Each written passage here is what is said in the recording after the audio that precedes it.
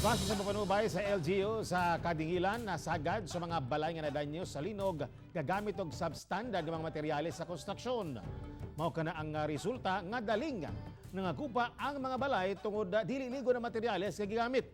Nakatipid lagi pero mabutang pod sa alanganin ang kaluwasan sa mga nagpuyo. Ana ang report ni Jandy Esteban. Nadungagan ang mga liki sa balay ni Vicente sa barangay Sinukalan sa Kadingilan, Bukidnon, human sa linog ni adtong Lunes. Daw tan-aw niya basin mabungkag na kini kung muhapak ang lain pang kusog nga linog. Sa balay sa iyahang anak, naguba ang kasilyas. Huyang napod ang pader sa laing bahin sa balay. Wala may pinising. So, nipis yun siya. Kaya kung mapinisingan, baga-baga yun siya. Wala man na humantong. Wala na pa'y kwarta. Sa barangay Sibunga, sobra 50 kabalay ang nadanyos kay sagad usab sa mga gipuy-an, gilamano ra paghimo. Ang uban, walay mga concrete beam, unya kawayan ang gigamit inay puthaw.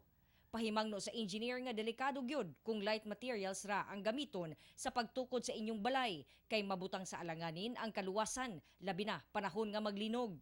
Naabot mo sa una-una po sa ubang mga tao na okay ra ang walay kulom. So, kanang gilamano lang bitaw ang mga hollow blocks. So inana ang ilahang style sa una. Sa mga sa engineering, dili mi ga rekomenda na. So katog yung standard nga materials. Kinahanglan usab daw nga pulido ang pagkatrabaho. Kulang siguro sa adhesive cement o sa pagtrabaho basin og kulang ang materialis nga gigamit.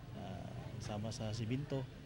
Unya basin hilaw pud ang ilahang pagdapat sa materialis.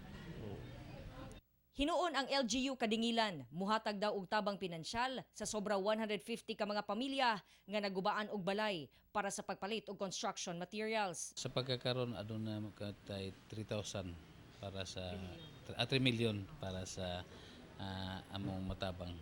Giapod-apuran na og relief goods ang mga nalinugan sa tabang sa BJMP Region 10. Nag-decide ang mga personnel out of their bonus kasi na-receive naman sila ng bonus na magbigay naman ng konti. Ngayon ginabang.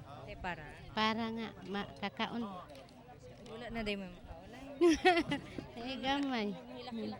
Hanagol ko sa balay ko. Kauban si Mel Colmenares sa kamera. Ako si John D. Esteban para sa One Mindanao.